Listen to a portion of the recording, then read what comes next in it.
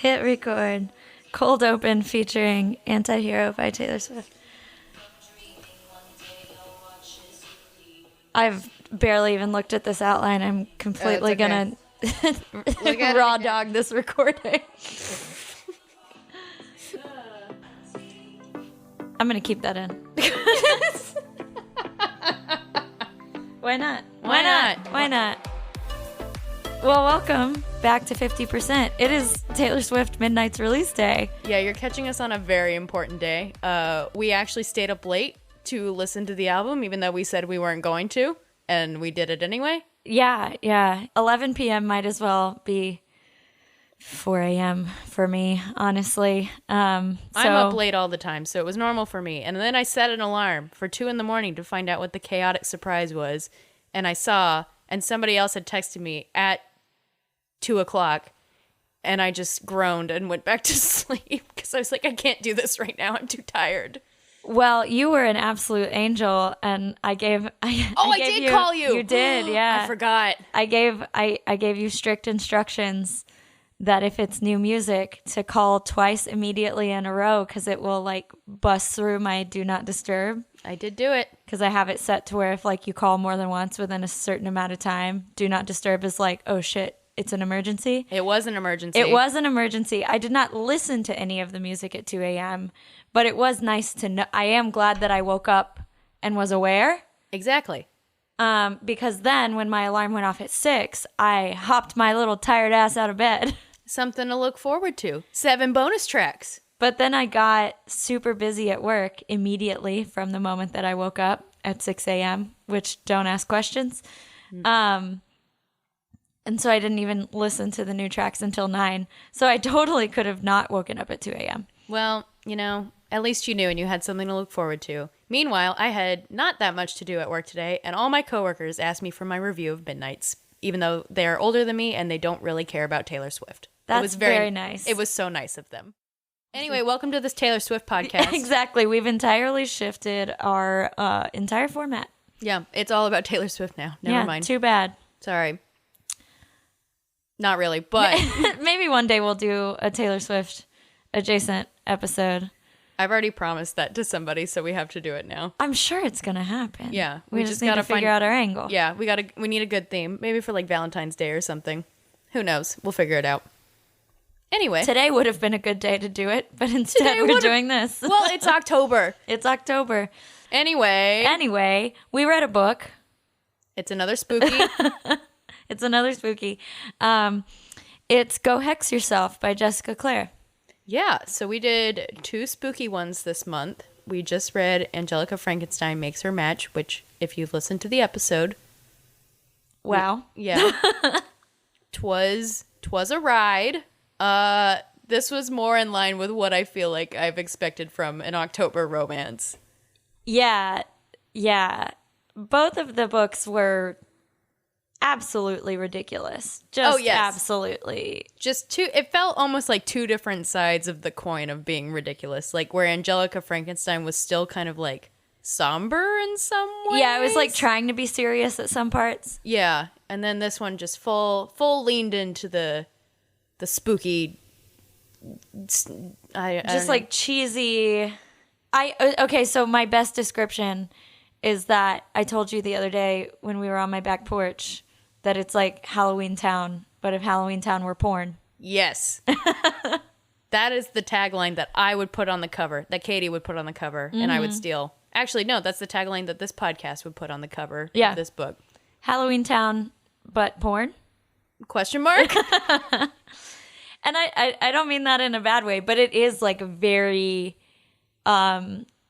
like saccharine, cheesy, like all of the like super sweet, super cheesy, super like almost slapsticky kind of. Yes. Yeah. Which is what I wanted more of in Angelica Frankenstein, to be honest. Like I wanted it to lean more into the goofy. Halloween stuff. And this was fucking goofy, so shall I read the back? I had a great time reading the blurb in the last episode, so it's your turn now. Oh, God. Okay. When Reggie Johnson answers a job ad in the paper, she's astonished to find that she's not really applying for work at her favorite card game, Spellcraft the Magic Gang. Instead, she's applying to be an actual familiar for an actual witch, as in real magic. The new job has a few perks, great room and board, excellent pay, and she's apprenticing to a powerful witch. Sure, the witch is a bit eccentric, and sure, there was that issue with the black cat Reggie would prefer to forget about. The biggest problem, however, is Warlock Ben Magnus, her employer's nephew, and the most arrogant, insufferable, maddening man to ever cast a spell. Reggie absolutely hates him. He's handsome, but he's also bossy and irritating and orders her around. Ben's butt might look great in a crystal ball vision, but that's as far as it goes. But with someone with a vendetta targets the household, she finds herself working with Ben to break a deadly curse. Apparently, when they're not fighting like cats and dogs, things get downright bewitching. I have so many thoughts about this blurb now, having read the book. Please share. The blurb refers to the issue with the black cat, and I'm curious whether this blurb is referring to when Reggie got turned into a cat, or the fact that the cat that is living in this house is actually a human man turned into a cat. The Salem of this book. Yeah, literally. but he can't actually talk, which is kind of a bummer. Yeah, but she figures out how to talk to. So I'm curious which incident that this blurb is referring to. A double entendre, if you will, I guess, or whatever you would call that. I guess. And the you know what I'm going to say. And the Ben's butt might look great in a crystal ball vision. When we originally read that piece of the blurb, I kind of thought it was a metaphor. I did too. And it is not. No, we're going to talk about that. Absolutely. It is literal.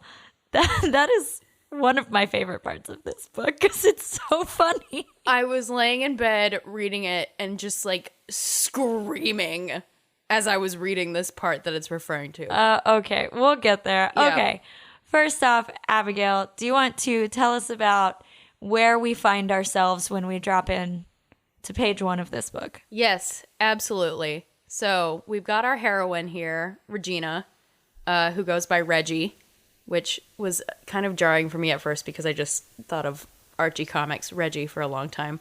Me too. I've never met a woman Reggie, but me neither. Like it. Yeah. So she's interviewing for this job that she thinks is for this card game that she likes. That's a lot like Magic the Gathering. Yeah, it's very Magic the Gathering. Right. Vibes. It's called like Spellcraft something. Hang on. Spellcraft the Magic Gang. Spellcraft the Magic Gang. So big Magic the Gathering vibes. The Dollar General version of Magic the Gathering. Spellcraft the Magic Gang. And so she's interviewing at this house that basically looks like Grimold Place. That's a great description. I also just built Lego Grimold Place. So I know you're going to talk about the very Legos. On brand. I know. We should have brought it up here for some spooky vibes as we record. I know. It is a little spooky in there. It is very cute, though. It's so cute. I've gotten into Legos. Anyway, that's a story for another time. I made a TikTok about it. You can go watch it and see my Legos. Ask Katey about her Legos.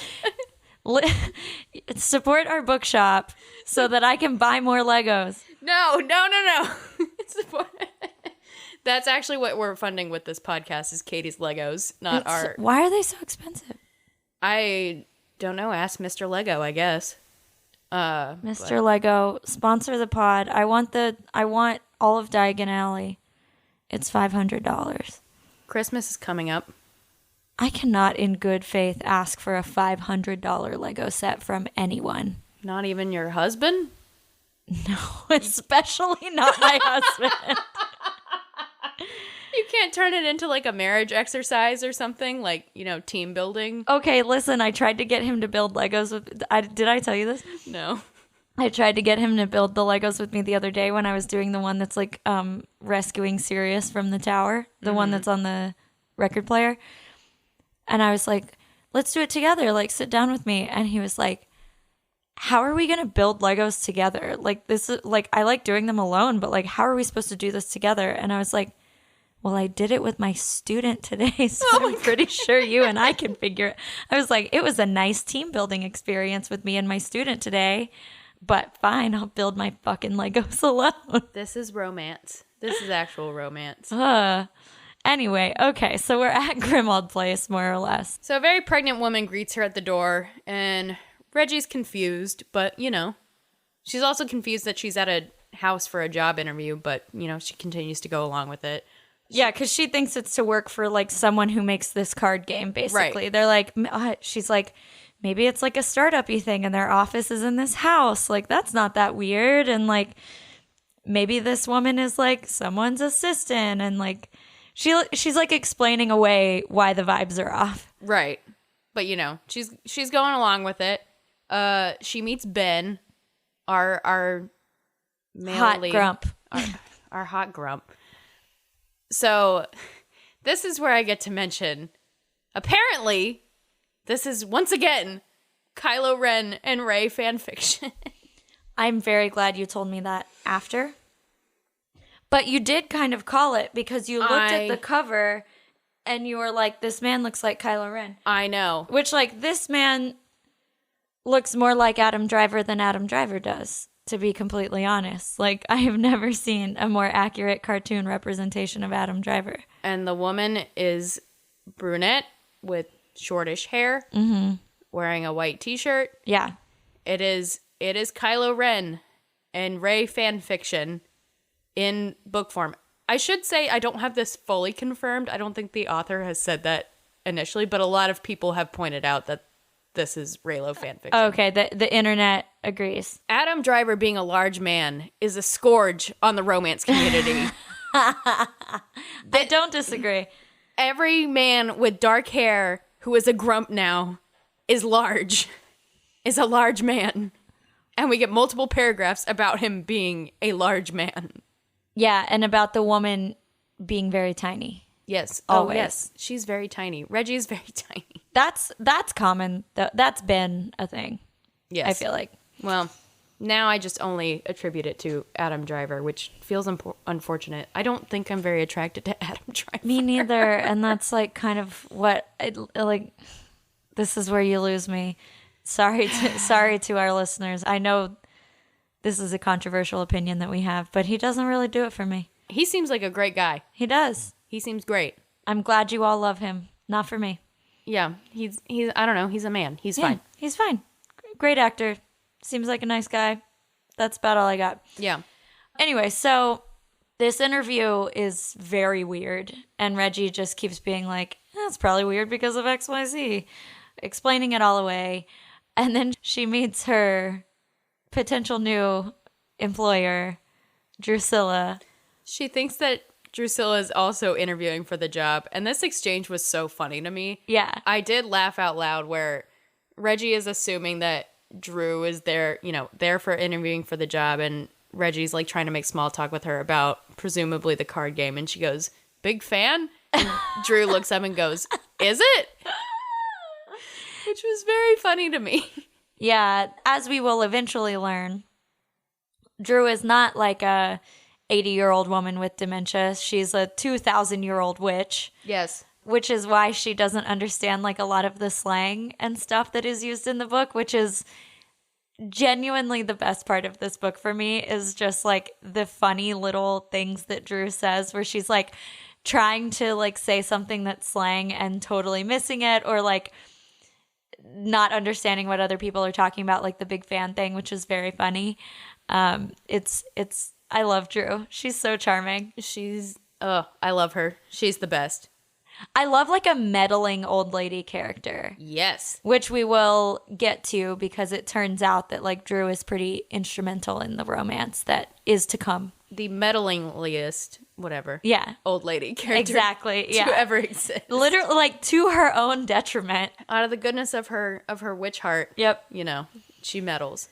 But Ben is a dick. Yeah, this isn't enemies to lovers after all. So Reggie is upbeat and fun and cute, and Ben is dark and brooding and cranky. And he has no friends. A detail that I love about this book is now the magic in the book of like what warlocks and witches do is they basically participate in corporate espionage is how they make money. At least how like Ben's like corner of warlocks operate. His little business is just screwing over Wall Street.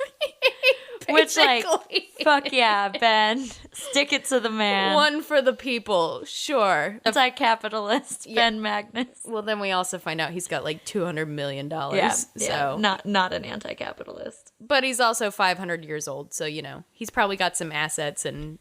Yeah, one of my favorite parts of the book was when, like, Reggie asks, like, how rich he is. And he says, oh, I've got like 100 or 200 tucked away.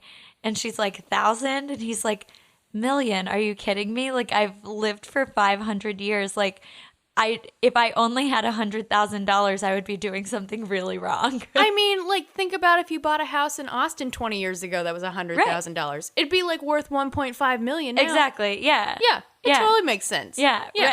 Reggie's not with the times. Reggie doesn't catch up very quickly. No. She's like a little bit of like a charming ditz. Yes. Especially early on. Yes.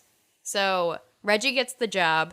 They are paying her $25,000 a month. A month. And the joke is so Lisa, the pregnant woman who answered the door, is like, yeah, Drew, this old woman, like, doesn't understand how much things cost. So she thinks that that's like normal. Basically. Yeah, so Drew is paying Reggie $1 million. And Reggie kind of feels bad because she's like, these people think that, like, they're magic. And, like, that's a little sad. She's very, like, holier than thou about it in the beginning, which is, like... Which, like, if someone was paying me $25,000, I would be like, yes, magic is real. Yeah, absolutely. What do you need me to do? Whatever you want me to do. Yeah. Whatever. I'll pretend to do your magic shit for $25,000. Like... There are a lot of things I would do for $25,000 a month. A lot of things. I am trying to think of where I would draw the line, and I can't think of it on top of my head outside of, like, murder. And, like, obviously. Like bodily injury to myself or others. Right. Like, you know. And, like, sex work. Not for me. Respect it for other people, not for me. Although maybe some light sex work. Some light sex work.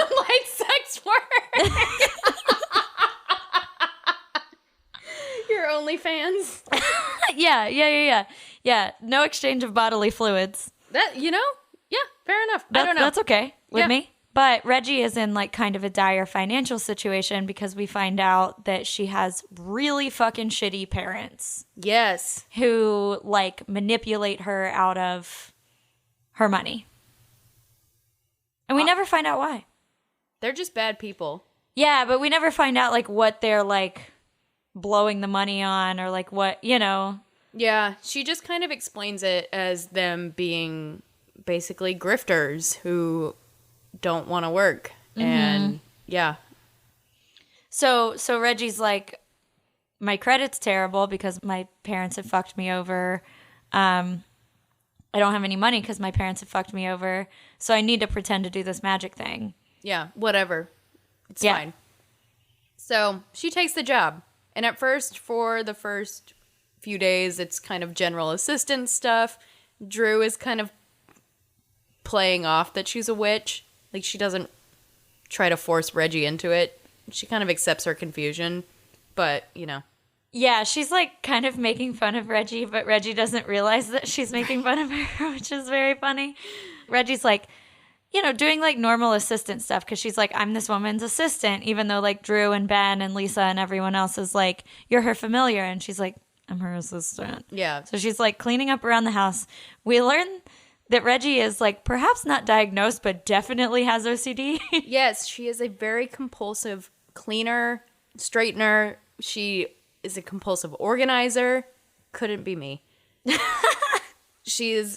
That's just what she does. And we find out she's like gotten fired from other jobs for being so compulsive about it, where she's just very much like, my way's the right way. I'm going to organize things. I like them to be neat and tidy and whatnot. And yeah, to her detriment at points. Right. We also never really get an explanation for why this is, although it's like kind of implied, you know, like her relationship with her parents is so fucked up. Like it's it's like a control thing, right? Like this area of my life I am not in control of, so I'm going to exercise control over this other area of my life, which is something that I talk about in therapy a lot. Yep. Wow.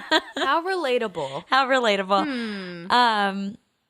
So yeah, it's never really explained in that way, but it's kind of, it's pretty heavily implied. Yeah. You know, you can come to the conclusion. right.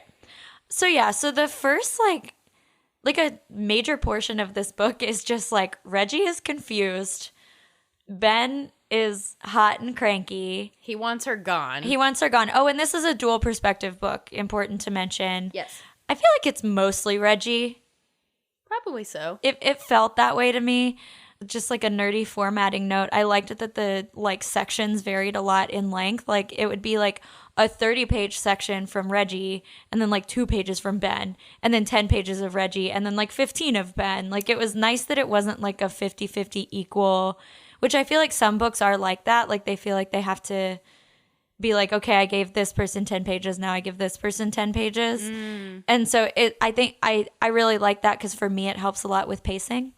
Yeah, I can see that because I definitely see how people could get into the, like, I have to split it 50-50. And this, Right. I didn't really think about it as I was reading it, but that's an interesting thing to point out. I really only noticed it because I was like reading it really late at night before bed. So I would be like, oh, I'll do one more chapter, quote unquote. But then the chapter would be like 3 pages. Right.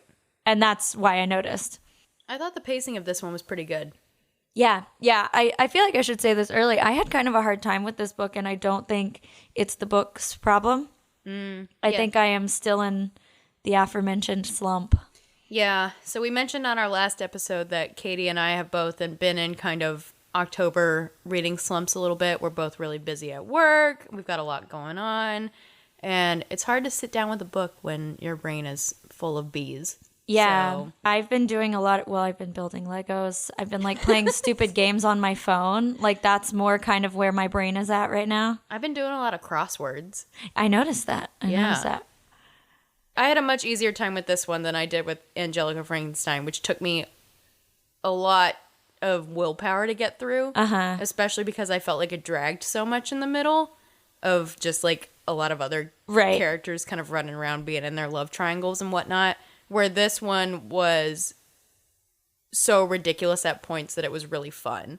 Right. And I think I maybe had my problem for the opposite reason of you. I think since Angelica Frankenstein had so much going on in it, I read it faster because it was just like faster pace, faster plot. Whereas this one was just a slower book. It wasn't even slow, it was just slower. Yeah. It was just not as many like side hijinks. So it just moved a little slower. But I'm like, I read multiple books at once, and the other books that I'm reading, I'm moving equally slowly through. So it is definitely a me thing. Yeah, I can see that. But this first third-ish of the book, before Reggie finally figures out that magic is real in this world, was really hard for me because there wasn't a whole lot going on. Yeah, it's a lot of meet the characters. Like we meet, obviously, Reggie and Drew and Ben. And then we also meet her roommate, Nick. We meet Penny, who is a kind of guide to Reggie figuring out that all this magic stuff. She runs this CBD shop / like, what's the word? Like supply shop for potions and things like that. Yeah, like stuff for potion recipes kind of stuff. They call them components in the book. Thank you. But like ingredients, more or less. Right. Yeah. So she meets Penny, who sounds great. I want more of Penny. Yeah, Penny is another familiar. Aspiring familiar. An aspiring familiar, yeah. But we learn there's some lore around, like, if you are a familiar, you do have like magic in your like bloodline. But you're not like a witch or a warlock. It's almost like you're a squib in Harry Potter. Like you got a little bit of magic, but you can be a witch or warlock eventually if you get training. It's like your training wheels. Yeah, it's like you're a baby witch. Yeah, you're a baby witch. They kind of explain it as you're there to be a witch's or warlock's battery. Yeah, which is a really interesting way to describe that. It feels a little fucked up. A little bit. But yeah, so we learn some of this backstory early on.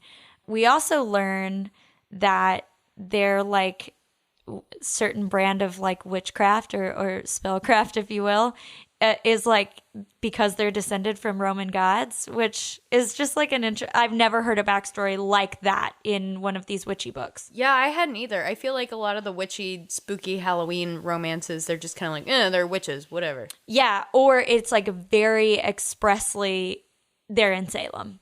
Yes. Yeah. But in the acknowledgments of this book... Oh, I didn't read the acknowledgments. I skimmed them. But she like lists books. So she says the idea for this storyline happened when she came across an article about Roman curse tablets, which they use the curse tablets in this book. And that was apparently like a real thing that Romans used. So then she like went down this internet rabbit hole, found out about the practices of like Roman quote unquote magic. She read all these books, and that's how this story kind of came together. So it is actually based in like real world, like folklore stories. Yeah. Which is cool. That is cool. I like that. And it was just really refreshing to read. I mean, don't get me wrong. I've been to Salem multiple times. I love Salem. I got a weird, I like went down this weird obsessive rabbit hole when I first found out about the Salem witch trials when my grandparents moved to Massachusetts when I was in middle school. Oh, I would too. And so I know like a lot about the Salem witch. That's one of my like weird history things that I just like know a lot of facts about. Ooh. And so as much as I love the like story of witches in movies and books and TV shows and whatever else being like descended from or adjacent to Salem witches, it was really refreshing to like hear a new idea on where witches come from. Huh. On that note, a lot of blood in this book. A lot of blood. Was not expecting. I am very much like an action movie person. Like, I don't get too squeamish about a lot of things. I get squeamish about stabbing. Yeah. This didn't help in this book. Yeah, because they use like their own blood to do their like spells and stuff, which is not uncommon if you've read books like this, but yeah, it's never been this explicit. There's a lot of like stabbing of your own hands and fingers going on. Slicing the palm of your hand open. Yeah. Ooh. Yeah. Ooh. I don't do well with that stuff. Yeah. It's okay. Okay, before we get too far into, because I want to talk about the cat thing, but first we need to talk about the lunch. The lunch. Yeah, it's so good. Oh, the lunch. So the lunch. So Reggie goes with Drew one day to a fancy luncheon with some people that she describes as her enemies. I love Drew. I love Drew so much. And Reggie is at this point where she's like met Penny. She's seen some weird things go on. So she's kind of like, I guess magic could be real, but I think all these people are crazy. And so they go to like a hotel lunch that I'm not. Yeah, I'm trying to find it. Restaurant. Yeah. They go somewhere for tea.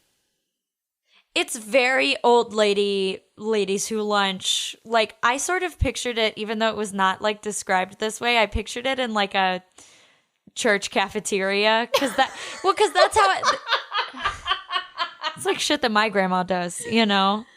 That's not shit my grandma does.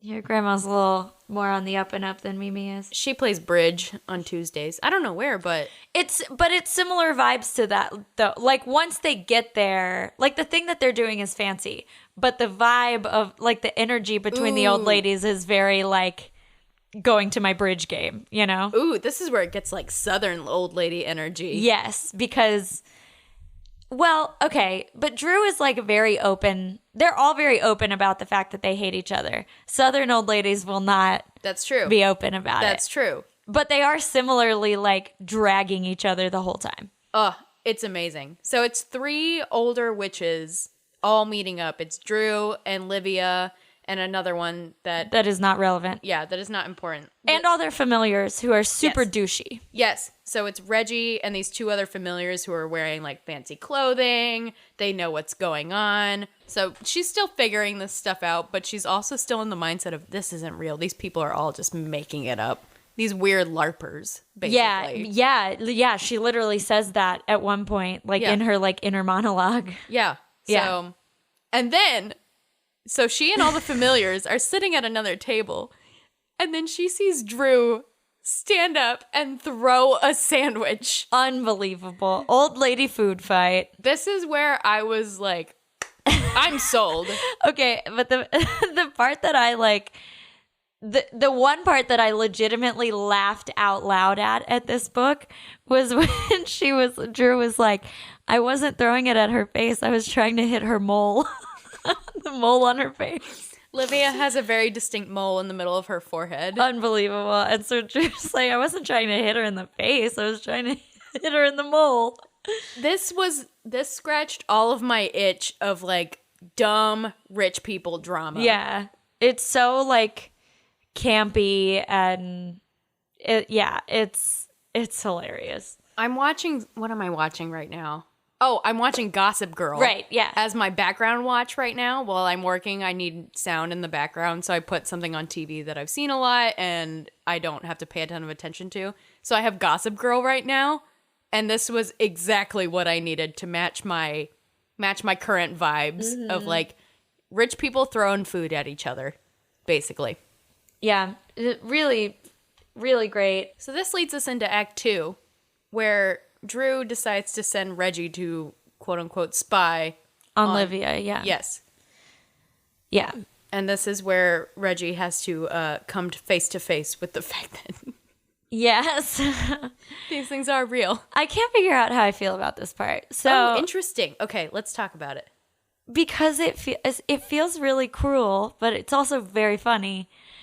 So Drew sends Reggie on this like spy mission, which is ridiculous for many reasons, but one of those reasons being that Reggie would be the least subtle spy that I can possibly think of in this life.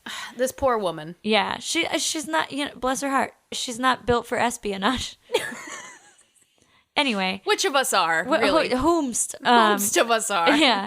Not me. Certainly not me. I could not be a spy because then I would get home from my spying and I would send you a voice memo of everything that I saw. I would too, though. I'm nosy enough to be a spy, but I'm too gabby with certain people to be a good spy. Oh, I could certainly find out some shit. I'm a journalist. Right. But I tell you, every thought that enters this brain. Unfortunately, yes. If you need to see our text chains of proof. So it doesn't even move through a filter. The filter is Abigail. Yeah. It's great. It works out great for our lives. No, we can't ever run for office. No. And we can't be spies. Nope. Can't keep a secret. You can't give me the nuclear codes. I would text them to all my friends. Be like, bro, you'll never guess. I found Guess out. What, bro? They took me to the launch pad. Guess what the nuclear codes? Be Real would go off while I'm at the... Hold on, guys. Oh, God. Okay. Anyway. Wow. Okay. This is a very long-winded way of saying Drew turns Reggie into a cat. Very Harry Potter here we are. Very Harry Potter. And this section of the book was very entertaining to read because, like, Reggie gets these, like, cat-like feelings. She keeps being like, something smells really good. And it turns out it was, like, probably a mouse. I thought this was a good part of the book because we understand now what Maurice, the cat in the... Exactly. So we haven't even talked about Maurice yet. So Maurice is the cat that lives in the Grimald Place like home. Anyway, so Maurice, we find out is like, we find this out like later than this, I believe, but he's like Drew's old familiar that has been like turned into a cat because of a curse and they can't figure out how to undo it. Turns out it's because he was whipping his dick out all the time. Yeah, because he was a creep. Yeah, he deserved it. Yeah, he did deserve it. But we learn toward the very end, and I want to say this now, Maurice likes being a cat, so he's happy. Yeah. But he's also living out a deserved sentence. Anyway, so there's a lot of like people into cats in this book, but Reggie turns into a cat. She's like, she gets this like natural curiosity that she like didn't have before, so she like tries to go into Livia's house. This is all good stuff of being a cat. Yeah, cat jokes. Cat jokes. And it's, she's like, something smells really good, which we find out is later probably like a mouse or a rat. And then she's like, ugh, something smells really bad. And I knew what it was the entire time when she's like, there's something nearby that smells so bad. And I'm like, oh, it's a dog. It's like definitely a dog. So there is a dog, and Reggie gets like chased away, not in a cute way, in a very scary way. No, it is scary. Oh my God, poor Reggie. Okay, so she gets chased away by this giant Rottweiler that Livia has. And we kind of find out later that Reggie was never in any true danger. Livia would have just kind of like sent her on her way. Yeah. No one was actually going to hurt her. But she gets chased by this giant dog as a cat, and she's naked also because when she turned into a cat, her clothes did not. Right. And so she gathers all her clothes and she's running away. She turned into a cat by putting on this ring that Drew told her to put on. She gets the ring off. She turns back into a human. She gathers all her clothes up And calls. Who do you think she calls? Of course it's Ben, because she's like, none of my real life friends are gonna understand what just happened to me because I got turned into a cat. Yeah, well, I mean, who would? Who would? Yeah. Who would? You would take me to the hospital if I told you that. Maybe. That's a real friend. That's why you're not a narc. Ooh, that's a great test. Who would take you to the hospital if they told you that you were a cat? So she calls Ben, whose number she has. Drew gave it to her. Yeah, because Drew's a meddling aunt, basically. We love her for it. We love her for it. So this is the second that Reggie turned into a cat and she mentioned that her clothes were like on the ground, I was like, I know where this is going, baby. Like some shit's gonna happen. She's gonna wind up naked and Ben is gonna have to pick her up when she's naked, because all of their back and forth up until this point has just been like, ugh, she or he is such a dick, but wow, look at her freckles or whatever. He's obsessed with her freckles. Yeah, which I find I thought it was kind of weird at first, but it's kind of cute. I have freckles.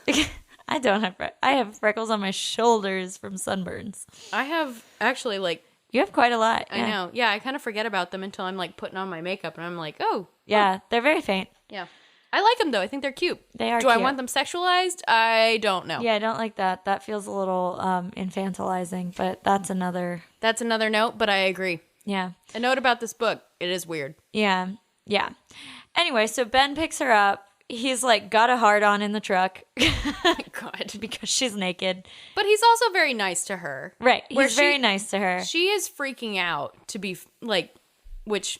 Duh. Yeah. She's like fully panic, like... She's having a panic attack. shock, yeah. Which like I would too if I was suddenly turned into a cat, had to admit that my bosses were correct. And then my very hot boss picks me up and I'm naked on the side of the road, like to add shame into the... It's like a bad dream. Yeah, it literally.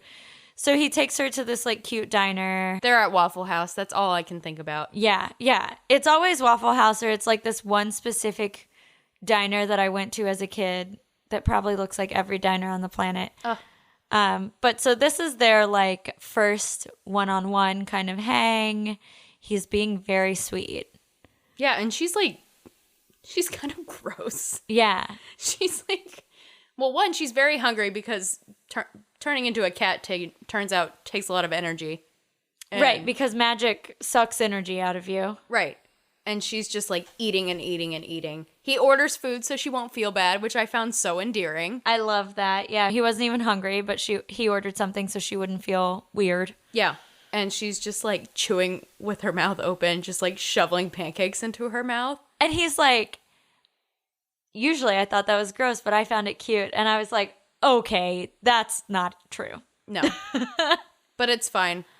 That's what I meant about this book being like kind of saccharine sometimes. It's like shit like that. Yes. You know? Yeah, totally understand that. But I've read 500 romance novels that are like that. So like it's normal. Yeah, it's fine. Yeah. But it's an aspect of this romance novel that we are going to admit is not real. So we got to talk about my favorite part of this book because it is so... Oh, God. Where to begin? Okay, so Reggie, after being turned into a cat, is like, I guess magic is real after all. It takes her way too long to admit this. She's in shock. Okay, but it's like 40% into the book where she's finally like, oh, I guess this is real. After watching them do like actual spells. But, you know, I guess like if like in reality, it would take you that long to admit it. That's true. I can explain away a lot of things. Right. Like you like, I very easily could be like, I remembered that wrong. And that's my explanation. You know what I mean? I would be like, I must be misremembering what happened or whatever. Like, I must have been confused. You know, I could explain away a lot like that. You don't have a good memory, though. I do not. This is my literal biggest flaw. I have a great memory, which is also my biggest flaw, because I remember everything that has ever happened to me to an annoying degree. Yeah. So here we are to... Reggie admits that magic is real. And she's like, I'm going to try to do some on my own, because we didn't mention that the first like spell that Reggie sees Drew do is like looking for someone in a crystal ball, basically. Yeah, which they don't use to tell the future. They just look to spy on See people. what someone's, like I would be like, show me what Abigail's doing. It's like Find My Friends. But, sitting on the couch watching Gilmore Girls. Yes, yeah. And I'm like, okay, she's doing great. You know, I just had to check in. It's like great, relatively. Yeah, it's like surveillance. So they look for someone, and like Reggie doesn't like really even believe that. Anyway, so she like is like, I'm gonna try to do this crystal ball thing. So she tries to recreate it, and she does, and it's like thrilling. She like does this little spell, and it works. But she tells the crystal ball to show her Ben, and this was another moment that I was like, I think I know what's going to happen. Like, I wasn't for sure, but after that moment when they're like in the truck on the way to the diner, when he's like talking about having a boner, was when I realized like, oh, this is going to be a spicy book. Just because it, like the language that Jessica Clare used in that section, I was like, this is going to get like spicier than I realized. Yes. So then when she's like spying on Ben in the crystal ball, I'm like, I know exactly what's going to be happening, and I'm 99% sure that he's going to be jerking it. And he is in the shower. No, he's not in the shower. He's wearing his pants still. Oh, he's wearing his pants. So the shower is at the end. Yeah. Yes. Oh my God. This is where I screamed. Yes. I don't even really have words for this part, because it's not that I find voyeurism sexy. It's that, which like if you do you, as long as it's consensual and whatever. Not for me. I like, this is, I'm like proud of Reggie for like, you know, like she's just a little neurotic, which again, like Same. Pot kettle, but like, you know, and she was very one-dimensional for me toward the beginning. Yeah. And so then when this happened, I was like, okay, Reggie, like. Yeah, she feels bad about it. Yeah. And she like turns away. She doesn't want to. Yeah, she like enjoys it, but then she's like, oh God, oh no.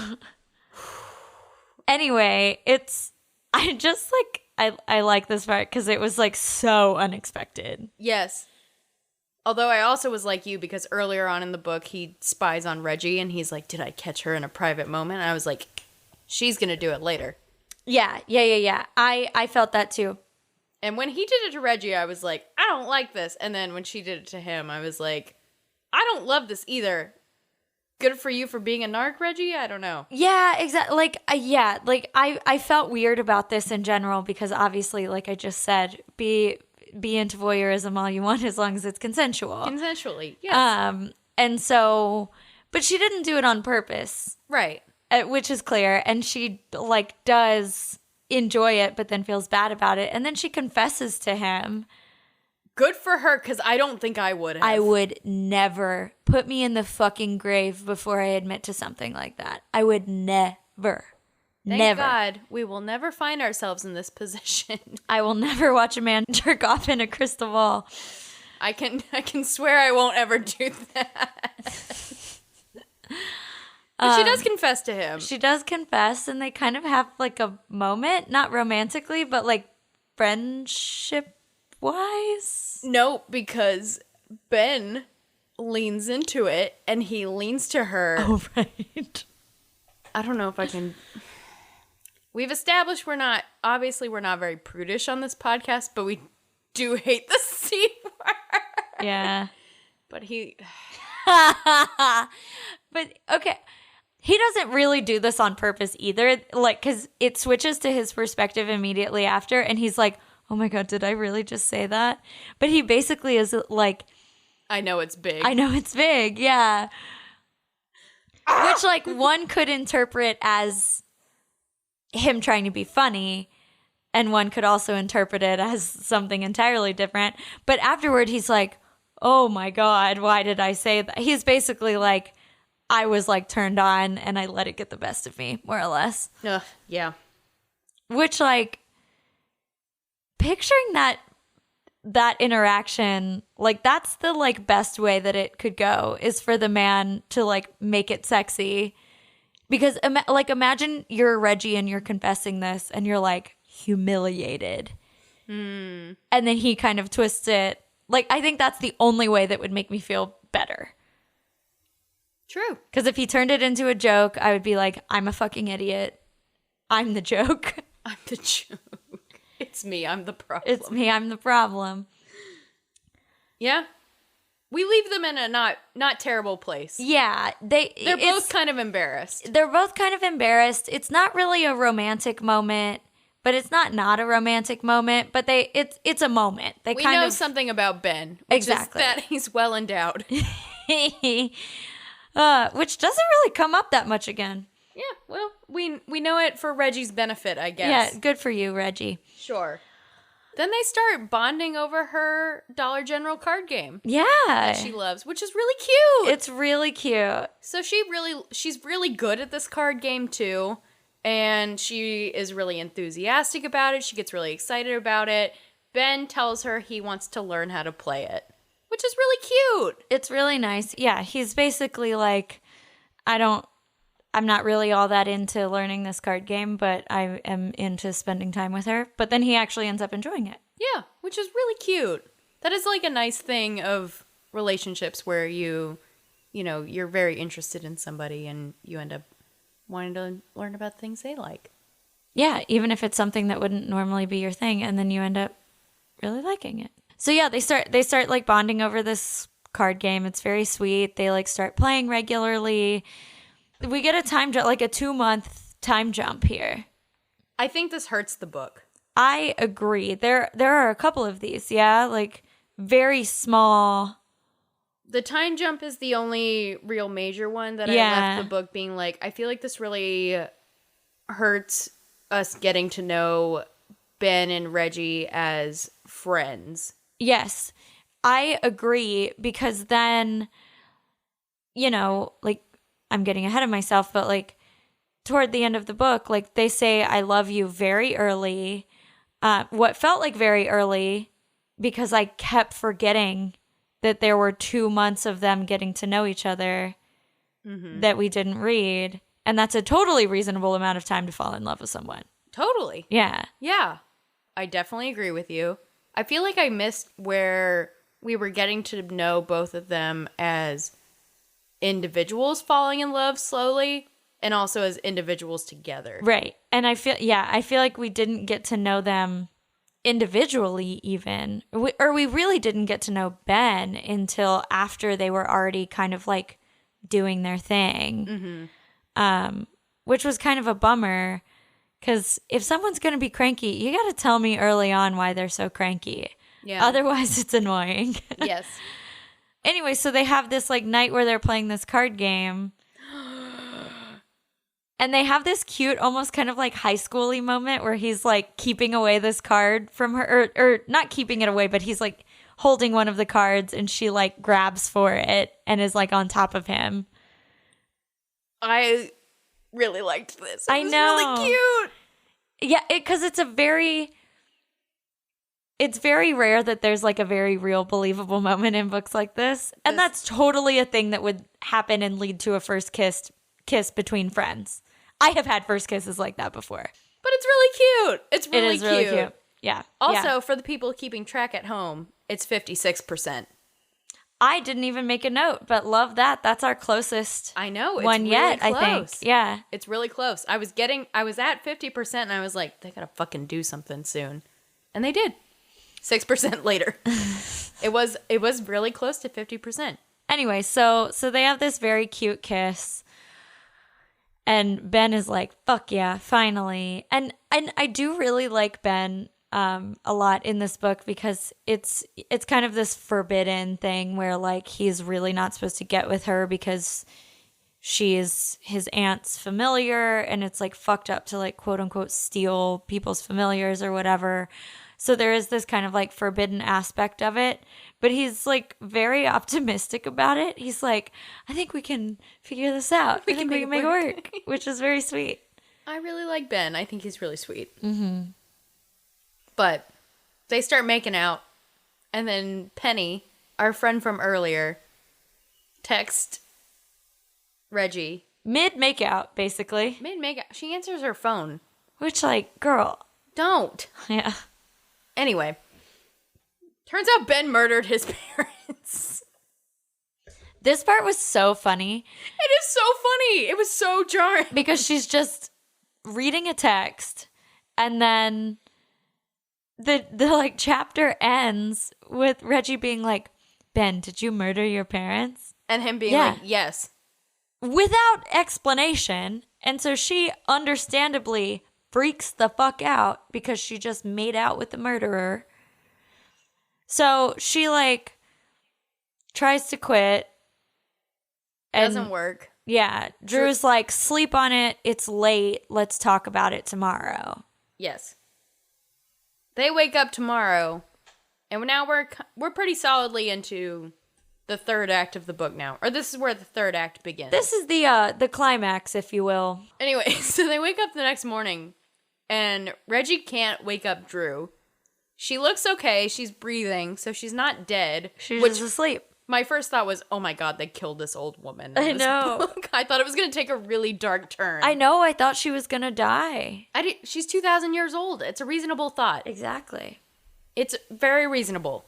She's not dead, though. She's cursed. She's cursed. She's in a sleeping curse. I appreciate the author in that she makes a very large note of that she looks healthy and she looks at peace. Right. She's very content. Right. Yeah. She's just sleeping. After the month I had, I feel like I want to sleep in a curse for like a few days. That sounds good. Yeah. Right? Sounds fine. Like 48 hours. Yeah. Then take me out of it. Yeah. 48 hours. But in the book, they make the point of if she keeps sleeping, she's going to starve to death. Right. So this is a deadly curse, potentially. Yeah, there is a problem, but I was also like, well, can you get like an IV in there or whatever? I don't know. Yeah, that was my thought too. I was like, you could like put a tube in her stomach kind of thing, you know? Like, ultimately, it doesn't matter. Doesn't matter. And you made a note here that this now turns into, for the final act, one of our favorite tropes. Forced proximity! Yeah, so the Drew has kind of spun this narrative that all of her familiars have been cursed. And so then Drew herself is cursed.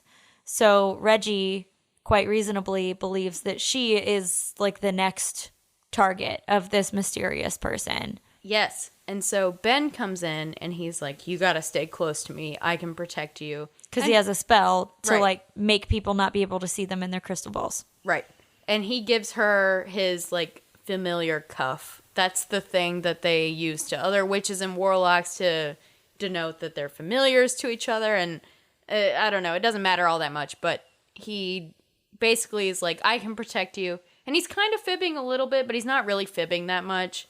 He wants to protect her, but also he's like, this is great. I want her to be close to me. Exactly. Yeah. So Reggie is wearing Drew's familiar cuff and now Ben's familiar cuff, which is apparently like very taboo because, well, we find out that there's this like judgment that is going to be passed on both Ben and Reggie for this situation. Oh, we'll get into this. Yeah. I love this part of the book. Yeah. I think it's so dramatic. It's great. So I mentioned how it like kind of took me a while to get through the early parts of the book. I sped through this last chunk just in the last like 24 hours because like now there's like some action happening. I was more behind than I thought I was. I read 48% of this book today. Did you? I did. I know. I feel like I'm admitting to my teacher that I cheated on a test. Like, I was behind. But regardless, it was great. And, the last half of the book goes a lot faster than... The first half, yeah, for sure. So these two are forced to stay together, and they, like, hit the road, basically, because they, like... They're trying to find out who cursed Drew. Right. So they're going to go to one of Drew's former familiars' houses. And it gets alluded to before we go to this person's house that this is Ben's ex something, just in the way that he behaves. I love this shit. This section, whoa. I don't even know where to start. So they show up at Gwen's house. Gwen is the former familiar / Ben's ex-lover. This is also the second witch character I met named Gwen, because in the X-Hex, there's Gwen, yeah. the cousin, who is the main character of the sequel. Yeah. Kiss Curse. Yeah. I love the name Gwen. Well, Gwen is a classic witch name, I feel like. Gwendolyn, you know? Ooh. That feels right. Anyway, so they show up at Gwen's house. Gwen is super hot. Because she specializes in sex magic. And we never really find out what that means. No! But it was also, like, so that the part in the book when, okay, so, like, the jerking off in the crystal ball moment was, like, when I was like, oh, this is, like, gonna get spicy. Yeah. Sex Witch really put me over the edge. Yes.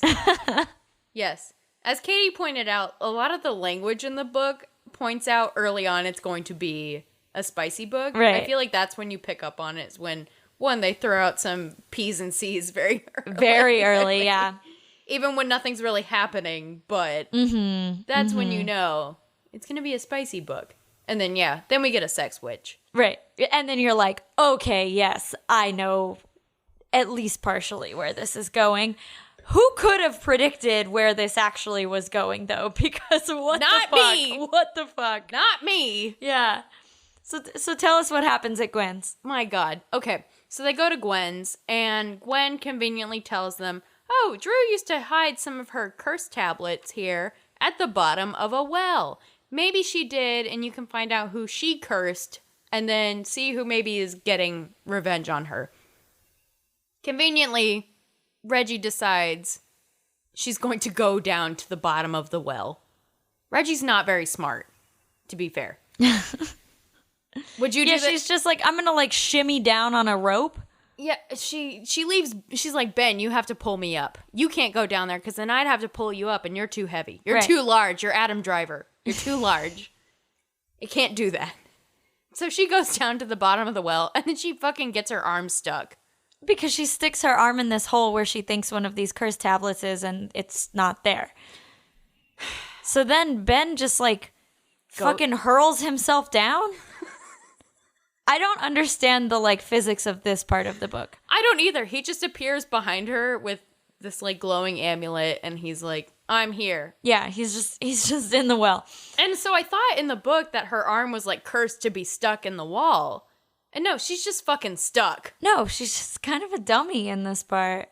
And just, he frees her arm, and then they basically do it in a well. You wrote they go to third base in the bottom of a well. They go to third base in a bottom of a well. I can't even get in the mood if I have like a little tummy ache. Let alone being like... At the bottom of a well? Yeah. Like a tiny headache. I'm like, sorry. You know, not tonight. Yeah. But your feet are wet?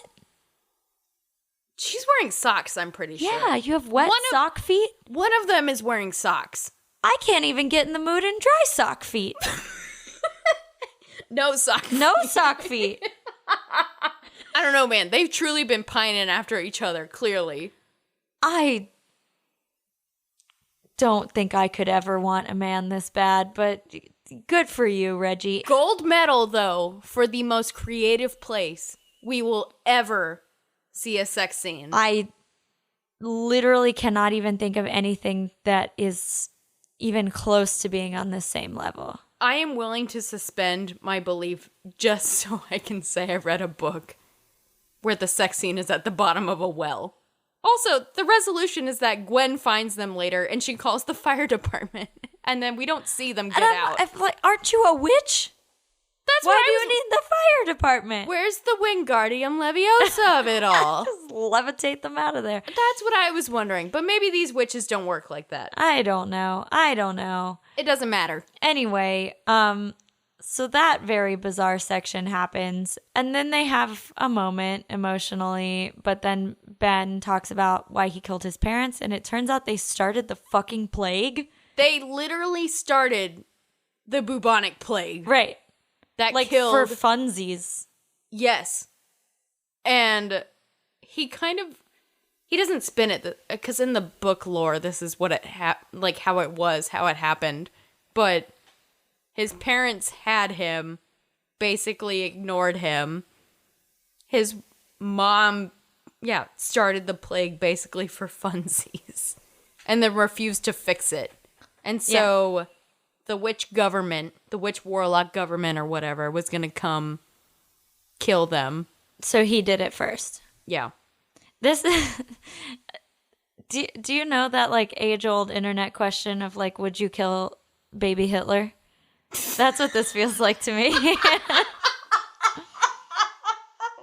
Would you murder your mom if she started the bubonic plague? You answer first. Yeah.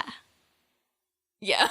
If I was like a witch in this scenario, me, Katey, no. But if I'm in I witch was world, asking you, Katey.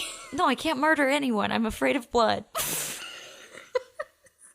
That's what's preventing you from murdering someone. Is your weak stomach. My weak stomach. That's certainly it. No, if I am a witch, then yes. Probably. A witch in the witch world. Ben does what we all should have done. Yeah, truly. Killed baby Hitler.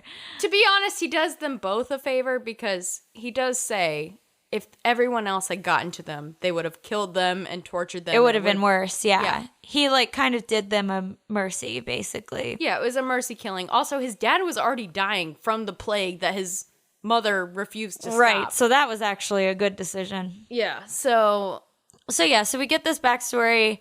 They're like together now. Yeah, this is when Ben says I love you. There's another sex scene. When they're like sharing a hotel room.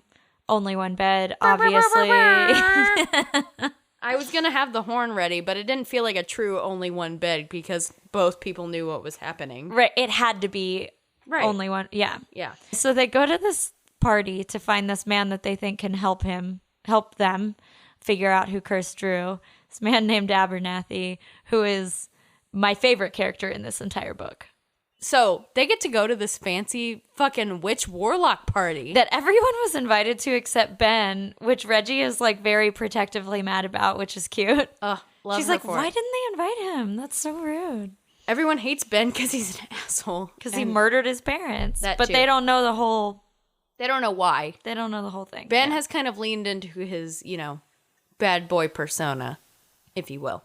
Yes. So they come across Abernathy, who's like in this like office / library. They're about to have their like... They're making out. They're having their atonement moment. Yeah. Where they're going to have like sex in the library. And then some old man in the back is like... Our boy Abernathy is in the library stealing books, which like... Mood. Am I morally above going to a fancy party and stealing books? No, they've got money. It's a Robin Hood situation. Take from the rich and give to the needy.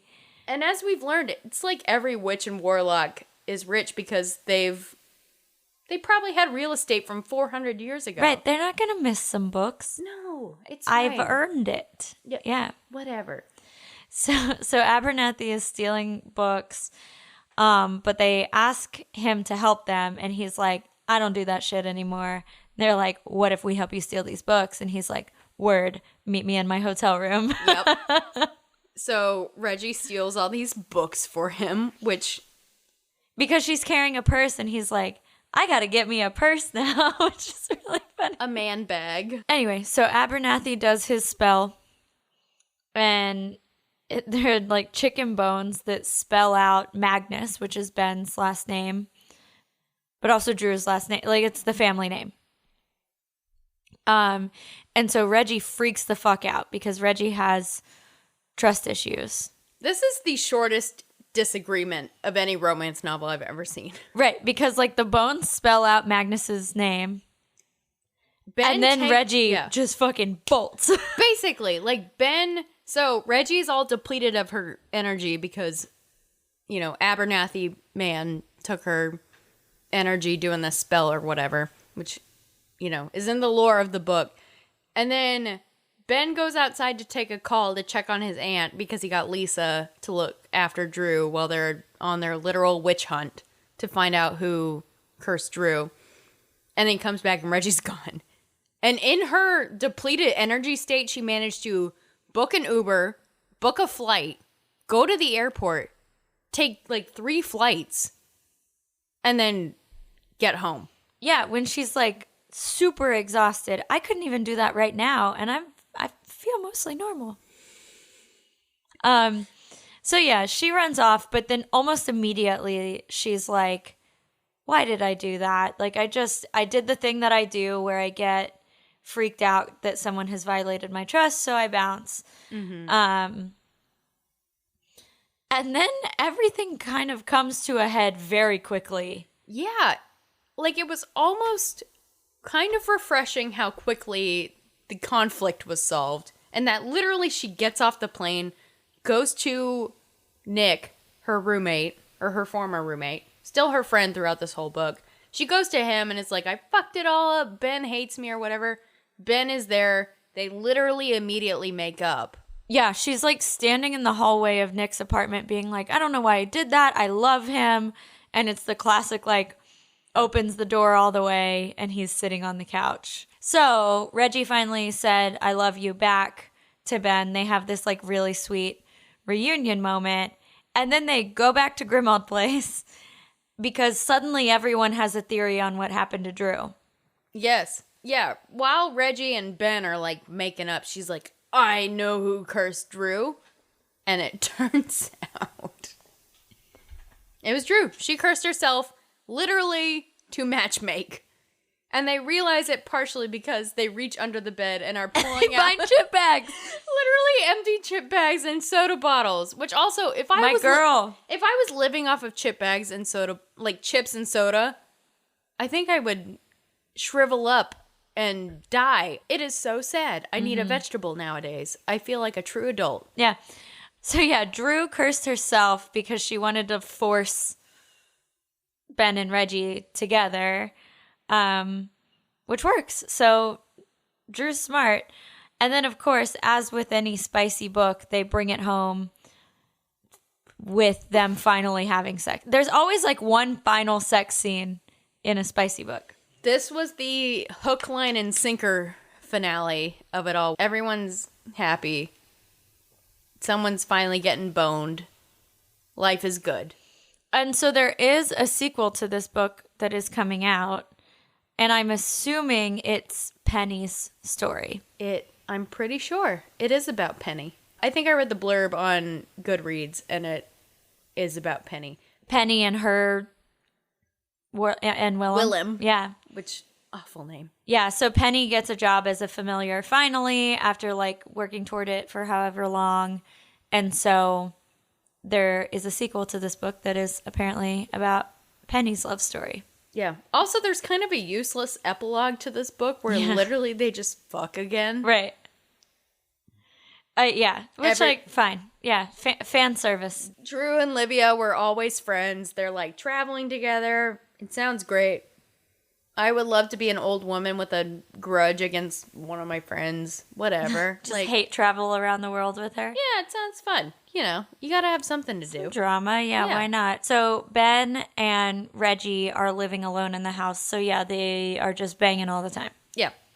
The end. The end. Yeah. Everyone's That's happy. literally the end of the book. Yeah. It's nice. Yeah.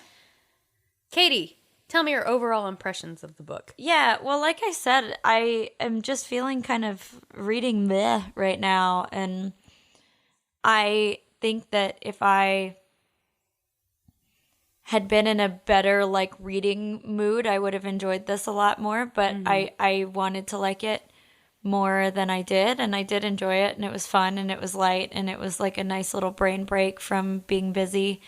But I didn't like it as much as I wanted to, and I think it was because it was like pretty slow at the beginning.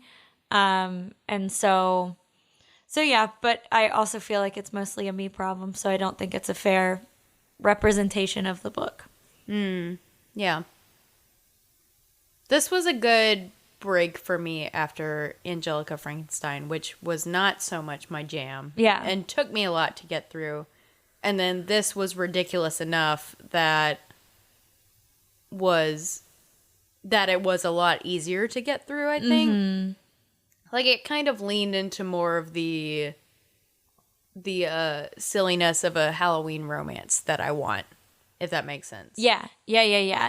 Like, it's ridiculous, and it like checks all the boxes. Like, it's got like the cat, the spells, the potions, the whatever, like hijinks, good side characters, all of that stuff. Exactly. Which is kind of what I want from a themed romance, I feel like. Yeah.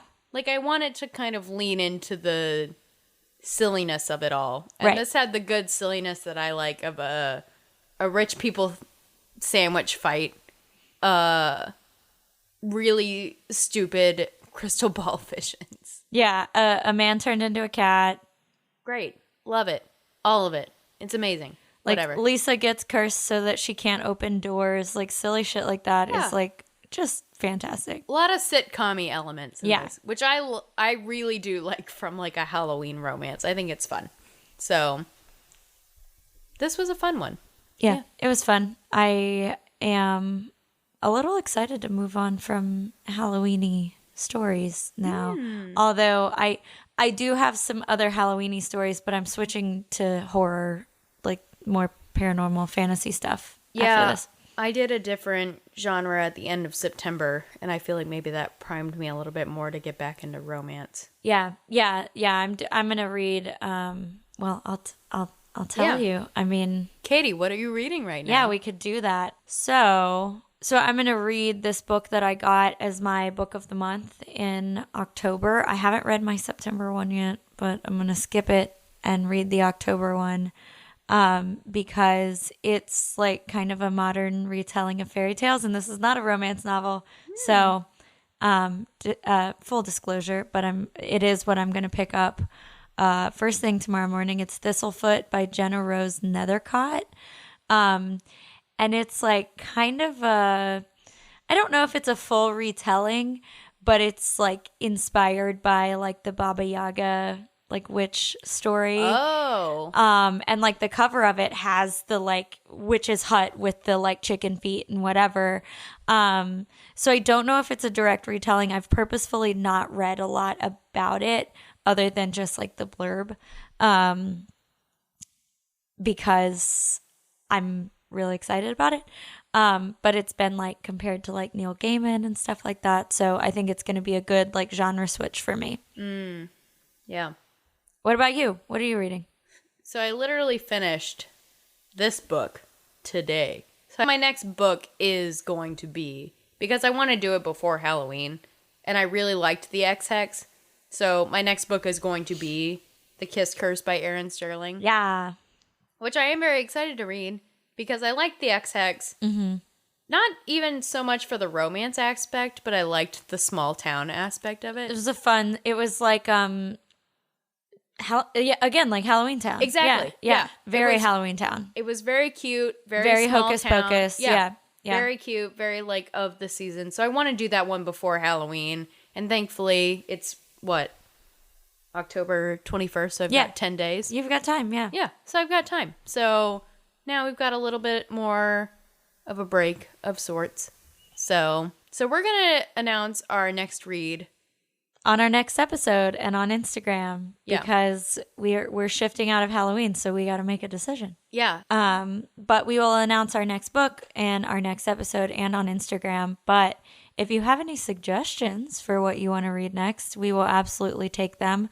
But as y'all know, our TBR is miles and miles long, so we will not struggle with finding something. No, we will find something very soon. But yes, if you have any suggestions, we're very prepared for Christmas. We're now in that kind of weird between Halloween and Christmas. No theme. Yeah. I don't know of any Thanksgiving romances, but if you do, please tell us. Yeah, sure. I'm open. Yeah, why not? A good fall romance. Why not?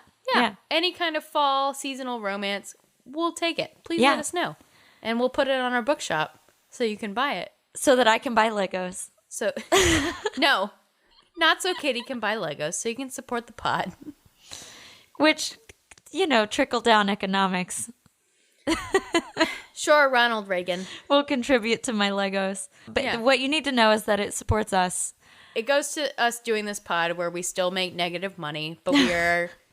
Positive vibes. Yeah, we are loving doing it still, but we do make negative money. So please shop our bookshop where we have lots of recommendations for you, including our monthly book club picks. Literally every other book we have ever talked about on this podcast. Including our 5-star reads of the year, which is a pretty exclusive list. So very exclusive actually. Yeah. We're going to log off and eat Thai food. And I think I'm going to try to make Abigail watch You've Got Mail for the first time ever. This is the first time hearing of this. Yeah, I just decided it 30 seconds ago. So Thank y'all for listening, and we'll see y'all next time. We're going to go hang out with Nora Ephron. Yeah, thank you for listening. Happy Halloween.